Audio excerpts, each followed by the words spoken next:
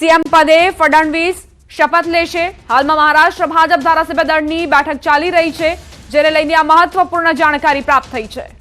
અત્યાર સુધી કોકડું ગૂંચવાયેલું હતું, જો કે એકનાથ શિંદે અને અજીત પવાર એવી પ્રતિક્રિયા આપી ચૂક્યા છે મીડિયા સમક્ષ કે અમને કોઈ જ વાંધો નથી, જે નામની જાહેરાત પ્રધાનમંત્રી મોદી કરશે, અમિત શાહ કરશે, તેને અમે મોહર મારી દઈશું।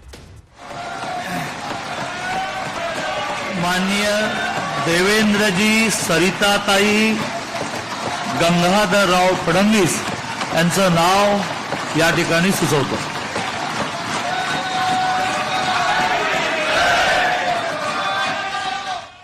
તો જાહેરાત થઈ ચૂકી છે સત્તાવાર રીતે। આવતીકાલે ફડણવીસ મુખ્યમંત્રી પદના શપથ ગ્રહણ કરશે। આઝાદ મેદાનમાં ભવ્ય આયોજન કરવામાં આવ્યું છે। મહારાષ્ટ્રના રાજકારણ માટે આજનો દિવસ મહત્વનો એટલા માટે કારણ કે મુખ્યમંત્રીના નામની જાહેરાત થઈ ચૂકી છે। 4 ડિસેમ્બર સુધીનો સમય લેવામાં આવ્યો છે। 23 તારીખે પરિણામ આવ્યા હતા, ત્યારથી અટકળોએ જે જોર પકડ્યું હતું તેના પર પૂર્ણ વિરામ અને આજે ફડણવીસની જાહેરાત। ધારાસભ્ય દળની બેઠક મળી, જેમાં જાહેરાત કરવામાં આવી છે કે મહારાષ્ટ્રના આગામી સીએમ તરીકે શપથ લેશે દેવેન્દ્ર ફડણવીસ। આખા રાજકારણના કરિયરની વાત કરીએ દેવેન્દ્ર ફડણવીસના, તો પહેલા તેઓ મુખ્યમંત્રી બન્યા, પરંતુ ત્યારબાદ ઉદ્ધવ ઠાકરે સાથે જે ખેંચતાણ થઈ અને જે ખુરશીને લઈને જંગ થયો, તે બાદ તેમની સત્તા ગઈ। જો કે ફરી એક વખત તેઓ સત્તામાં આવ્યા, પરંતુ ડેપ્યુટી સીએમના પદે નિયુક્ત કરવામાં આવ્યા। એકનાથ શિંદે મુખ્યમંત્રી હતા અને હવે ફરી એક વખત મહારાષ્ટ્રની કમાન દેવેન્દ્ર ફડણવીસના હાથોમાં જશે। આવતીકાલે ફડણવીસ મુખ્યમંત્રી પદના શપથ ગ્રહણ કરશે અને આજે જે ધારાસભ્ય દળની બેઠક ચાલી રહી છે તેમાં એ જ નિર્ણય કરવામાં આવ્યો, જાહેરાત પણ કરવામાં આવી। કાર્યકર્તાઓમાં ખુશીની લહેર, કારણ કે ક્યાંક માયુસી જોવા મળતી હતી જ્યારે ફડણવીસને ડેપ્યુટી સીએમ બનાવવામાં આવ્યા હતા, પરંતુ ત્યારે પણ સહર્ષ એ પદ ફડણવીસે સ્વીકાર કર્યો હતો। તેમનું કહેવું હતું કે પાર્ટી મને જે જવાબદારી આપશે તે હું ખૂબ જ સારી રીતે અદા કરીશ। મહારાષ્ટ્રની જનતાએ જે જવાબદારી આપી છે તે હું અદા કરીશ। અને ખરેખર મહારાષ્ટ્રના રાજકારણમાં દેવેન્દ્ર ફડણવીસનું આ નામ જે હર હંમેશ ઇતિહાસમાં નોંધાઈ જશે, કારણ કે પહેલા મુખ્યમંત્રી બન્યા, ત્યારબાદ ડેપ્યુટી સીએમનું પદગ્રહણ પણ સહર્ષ કર્યું અને હવે ફરી એક વખત મહારાષ્ટ્રની કમાન દેવેન્દ્ર ફડણવીસના હાથોમાં જશે।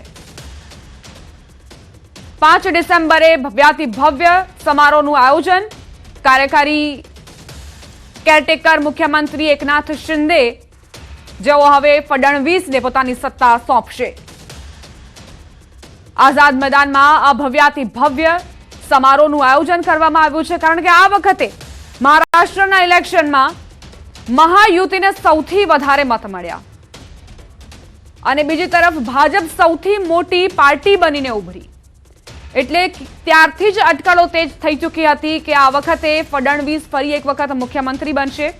મહારાષ્ટ્રના ઘણા ભાગોમાં તો પોસ્ટર પણ લગાવવામાં આવ્યા હતા, કારણ કે ભાજપના ઘણા કાર્યકર્તાઓની એવી ઈચ્છાઓ હતી કે હવે ભાજપના મુખ્યમંત્રી બનવા જોઈએ। સંવાદદાતા ગૌતમ જોડાઈ ગયા છે વધુ જાણકારી સાથે।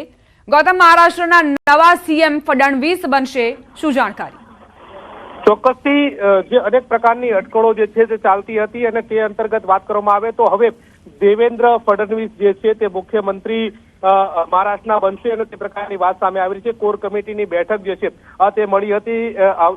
આવતીકાલે 5 વાગે જે શપથ સમારોહ જે છે તે યોજાવાનો છે ને તેમાં દેવેન્દ્ર ફડણવીસ જે છે તે મુખ્યમંત્રી પદના શપથ ગ્રહણ જે છે તે લેવાના છે। મહત્વનું એ છે કે જે કોર કમિટીની બેઠક મળી હતી, બેઠકની અંદર આ નિર્ણય જે છે તે લેવામાં આવ્યો છે। મહત્વનું સાથે સાથે એ પણ છે કે જે પ્રકારે જે ચૂંટણી જે છે તે યોજાઈ હતી, ચૂંટણીની અંતર્ગત સૌથી વધારે બેઠકોની વાત કરવામાં આવે તો ભારતીય જનતા પાર્ટીને મળી હતી। હર હંમેશા નિયમ રહ્યો છે કે જ્યારે જે ગઠબંધન હોય છે ને ગઠબંધનની અંદર જે વધારે બેઠકો લઈને આવતું હોય છે તેનો સીએમ જે છે તે નક્કી થતો હોય છે। એટલે શિંદેની અનેક પ્રકારની અટકળો ચાલતી હતી, પરંતુ તે અટકળોનો અંત આવ્યો છે અને હવે દેવેન્દ્ર ફડણવીસ જે છે તે મહારાષ્ટ્રના મુખ્યમંત્રી તરીકે આવતીકાલે શપથ લેશે, તે વાત ચોક્કસ છે। જી ગૌતમ, દેવેન્દ્ર ફડણવીસના કારકિર્દીની વાત કરીએ તો પહેલા તેમને મુખ્યમંત્રી તરીકે પસંદ કરવામાં આવ્યા, ત્યારબાદ જે ઉદ્ધવ ઠાકરે ટેકો પાછો ખેંચ્યો અને ઉદ્ધવ ઠાકરે મુખ્યમંત્રી બન્યા, પરંતુ ફરી એક વખત સત્તા મેળવવા માટે જે ભાજપે કવાયત કરી હતી અને એકનાથ શિંદેને મુખ્યમંત્રી બનાવ્યા હતા, હવે ફડણવીસ, એટલે આ જે ફેરબદલ થઈ તે ખરેખર મહારાષ્ટ્રના રાજકારણમાં ખૂબ જ મહત્વપૂર્ણ. આભાર ગૌતમ તમારો જાણકારી આપવા માટે. તો આવતીકાલે ફડણવીસ સીએમ પદના શપથ લેશે. ધારાસભ્ય દળની બેઠક મળી જેમાં આ નિર્ણય લેવામાં આવ્યો. કાર્યકર્તાઓમાં ખુશીની લહેર જોવા મળી રહી છે. બીઝેડ ગ્રુપ કૌભાંડમાં થઈ રહ્યા છે નવા ખુલાસા. અરવલ્લીના બાયડમાં બીઝેડ ગ્રુપની ઓફિસમાં તાળા. સીઆઈડી ક્રાઇમના દરોડા બાદ 7 દિવસથી ઓફિસ બંધ કરીને એજન્ટો ફરાર. આરતી જયસ્વાલ નામની મહિલા એજન્ટનો વિડીયો વાયરલ. છેલ્લા 2 વર્ષથી લોકો પાસે કરોડો રૂપિયાનું રોકાણ કરાવ્યું હોવાનું છે આક્ષેપ. બીઝેડ તરફથી મર્સિડીઝ કાર મળતી હોવાનો ખેલ. રોકાણકારોના રૂપિયાથી બનાવ્યો ભવ્ય શોરૂમ. ઉદઘાટન સમયનો વિડીયો પણ થયો છે વાયરલ.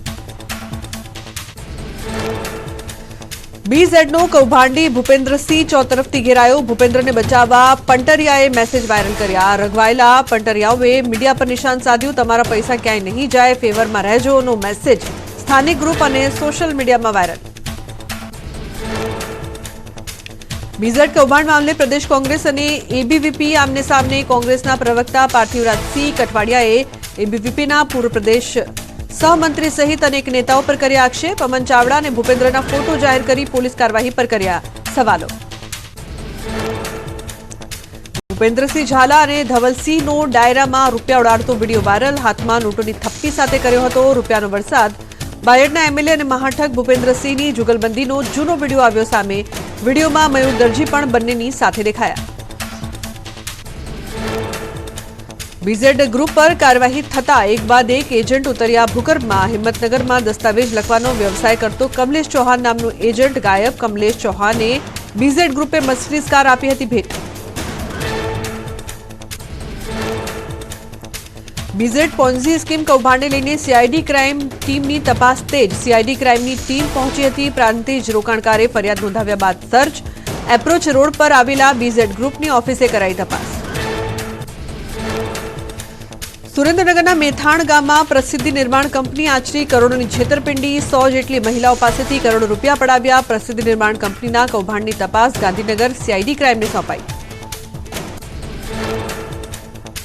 રાજકોટના ઉપલેટામાં કોટન મિલમાં આગની ઘટના. કોટન મિલમાં આગની ઘટના બાદ અચાનક આગ લાગતા 12,500 થી 13,000 મણ જેટલો કપાસનો જથ્થો બળીને ખાક. 1.75 કરોડનું નુકસાન. ફાયર વિભાગની 3 ગાડીઓએ ભારે જહેમત બાદ કાબુ મેળવ્યો. ભરૂચમાં કોંગ્રેસના નેતાઓ અને પોલીસ વચ્ચે થયું ઘર્ષણ. ગેરકાયદેસર ખનીજ ખનન સામે કોંગ્રેસે કલેક્ટર કચેરી જઈને નોંધાવ્યો વિરોધ. વિરોધને પગલે પોલીસ અને કોંગ્રેસ કાર્યકરો વચ્ચે ધક્કામુક્કીના દ્રશ્યો સર્જાયા. તાળાબંધી કરતા કાર્યકરોની પોલીસે કરી અટકાયત. ડેડિયાપાડાના ધારાસભ્ય ચૈતર વસાવાએ ભરૂચના રાજપારડીથી ઝઘડિયા સુધી કરી પદયાત્રા. ગેરકાયદેસર રેતી ખનન, બિસ્માર માર્ગ, ઉદ્યોગોમાં સ્થાનિકોને નોકરી આપવા સહિતના મુદ્દે વિરોધ નોંધાવ્યો. 13 કિલોમીટરની પદયાત્રામાં મોટી સંખ્યામાં લોકો જોડાયા. સુરતના ઉના વિસ્તારમાં બોગસ સ્કૂલ ઝડપાઈ. મદ્રેસાની બિલ્ડિંગમાં ધમધમતી હતી આદર્શ પ્રી સ્કૂલ. સંચાલકો 1,500 રૂપિયા આપી એસએસકે સ્કૂલ પાસેથી એલસી મેળવતા શાળાની માન્યતા રદ કરવા કમિટી બનાવાતા બોગસ સ્કૂલનો ભાંડો ફૂટ્યો. પ્રદૂષિત પાણી મુદ્દે લાંભાના કમોડની મહિલાઓ રણચંડી બની. પ્રદૂષિત પાણીની બોટલ સાથે પહોંચી મહિલાઓએ વિરોધ કર્યો. એએમસી સુવિધા પૂરી પાડવામાં નિષ્ફળ નીવડ્યું હોવાના મહિલાઓના આરોપ. છેલ્લા 5 મહિનાથી કમોડ ગામમાં બોરનું પાણી પ્રદૂષિત થયું છે. 3 વખત પાણી ગાળીને પીવા લોકોને મજબૂરી. કોર્પોરેશન અધિકારી અને નેતાઓ લોકોને પીવાનું શુદ્ધ પાણી આપવામાં નિષ્ફળ નીવડ્યા હોવાનો શહેજાદ ખાન પઠાણનો આરોપ. અમદાવાદના લાંભા વોર્ડના કમોડ ગામની એએમસી વિપક્ષ નેતા શહેજાદ ખાન પઠાણે લીધી મુલાકાત. દૂષિત પાણીની સમસ્યાનો તાગ મેળવ્યો. દૂષિત પાણીની સમસ્યાથી સ્થાનિકોને રોગચાળો વકરવાની ભીતિ. સુરેન્દ્રનગર જિલ્લામાં પાક નુકસાનની નજીવી સહાય ચૂકવાતા ખેડૂતોમાં રોષ. ખેડૂતોએ સહાય રકમ ચેક કૃષિ મંત્રીને પરત કરીને વિરોધ નોંધાવ્યો. ખેતી પાકને થયેલા મોટા નુકસાન સામે સરકાર દ્વારા માત્ર 4-5 હજાર સહાય ચૂકવાતા ખેડૂતોમાં નારાજગી. સુરેન્દ્રનગરના ખેડૂતોએ જિલ્લા ખેતીવાડી અધિકારીની કચેરી ખાતે હલ્લાબોલ કર્યો. સરકાર સામે સૂત્રોચ્ચાર કરીને સહાય રકમને મજાક ગણાવી. સરકાર દ્વારા યોગ્ય વળતર નહીં ચૂકવાય તો આગામી સમયમાં ઉગ્ર આંદોલનની ચીમકી પણ ઉચ્ચારી. દ્વારકાના ખંભાળિયામાં લોકોને આધાર કાર્ડ અપડેટ માટે હાલાકી. લોકો વહેલી સવારથી જ લાઇનમાં ઊભા રહેવા મજબૂર. અરજદારોને ઈ-કેવાયસી માટે 4 દિવસ સુધી ખાવા પડે છે ધક્કા. સરકાર દ્વારા ગામડે ગામડે આધાર કાર્ડ અપડેટ માટે કેમ્પ કરવા અરજદારોની માંગ. મહીસાગરના કલેક્ટર નેહા કુમારી સામે એટ્રોસિટી એક્ટ હેઠળ એફઆઈઆર કરવા કોંગ્રેસની માંગ. કોંગ્રેસ સેવાદળના રાષ્ટ્રીય અધ્યક્ષ લાલજી દેસાઈનું નિવેદન. માલધારી મહિલાઓને ગાળો બોલીને લાકડી ઉઠાવી અને જાતિ વિષયક ટિપ્પણી કરવા બદલ વિરોધ કર્યો. આણંદ નગરપાલિકાની ગેરકાયદેસર દબાણો સામે કાર્યવાહી. જાહેર રસ્તાઓ પરના દબાણો પર તવાઈ બોલાવાઈ. ગુરુદ્વાર સર્કલથી આણંદ રેલવે સ્ટેશન સુધીના માર્ગ પર બિનઅધિકૃત દબાણો દૂર કરી માર્ગ ખુલ્લો કરાયો. તંત્રની કાર્યવાહીથી ગેરકાયદેસર દબાણકર્તાઓમાં ફફડાટ. હિંમતનગરના રાયપુર ગામની પ્રાથમિક શાળામાં તાળાબંધી કરાઈ. શિક્ષકોના અંદરોઅંદરના ઝઘડાથી કંટાળી ગામ લોકોએ કરી તાળાબંધી. છેલ્લા 1 વર્ષથી ચાલતા શિક્ષકોના ઝઘડાની બાળકો પર ખરાબ અસર થવાથી અનેકવાર કરી હતી રજૂઆત. વડોદરા મનપા પાસે ઢોર પકડવાના વાહનની અછત. સ્થાયી સમિતિમાં ઢોર પાર્ટી માટે બોલેરો, પિકવાન સહિતના વાહનો ખરીદવા કરાયેલી દરખાસ્ત નામંજૂર. અંદરોઅંદરની લડાઈમાં એક સભ્યના વિરોધથી દરખાસ્ત નામંજૂર. બાંગ્લાદેશમાં હિન્દુઓ પર અત્યાચારનો મોરબીમાં વિરોધ. હિન્દુ અસ્મિતા મંચે કલેક્ટર કચેરી બહાર શાંતિપૂર્ણ રીતે પ્રદર્શન કર્યું. બાંગ્લાદેશમાં હિન્દુ સમુદાયની રક્ષા કરવાની માંગ કરાઈ. વડાપ્રધાનને પત્ર લખી ન્યાય માટે ગંભીર પગલાં લેવા રજૂઆત કરાઈ. મધ્ય ગુજરાતમાં પાટીદાર સમાજ સંગઠનોનું સ્નેહ મિલન યોજાયું. ખેડૂતોની પડતી મુશ્કેલીઓને કારણે પાટીદાર સમાજ સરકારથી નારાજ હોવાના સંકેત દેખાયા. કાયાવરોહણ ખાતે મળેલા સંમેલનમાં અનેક આકરા નિર્ણયો લેવાયા.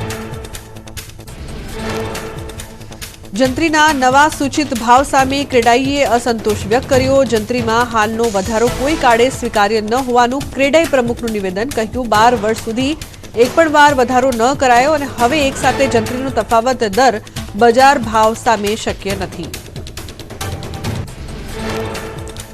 નળવાડ ગામમાં નળ શોભાના ગાંઠિયા સમાન બન્યા. 3 વર્ષ પૂર્વ તંત્રએ લાખોના ખર્ચે લગાવેલા નળમાં નથી આવતું પાણી. અનેક રજૂઆત છતાં તંત્રના આંખ આડા કાન. વહેલી તકે પાણીનો પ્રશ્ન ઉકેલાય તેવી માંગ. બાંગ્લાદેશમાં હિન્દુઓ પર અત્યાચાર મામલે વિરોધ પ્રદર્શન. અમદાવાદમાં નરોડા, વટવા અને અમરાઈવાડી ખાતે હિન્દુ હિતરક્ષક સમિતિનું વિરોધ પ્રદર્શન. પોસ્ટર બેનર સાથે કર્યા ધરણા. દેશભરમાં હિન્દુ જાગૃતિ માટે ધરણા કરવા હિન્દુ હિતરક્ષક સમિતિનું આયોજન.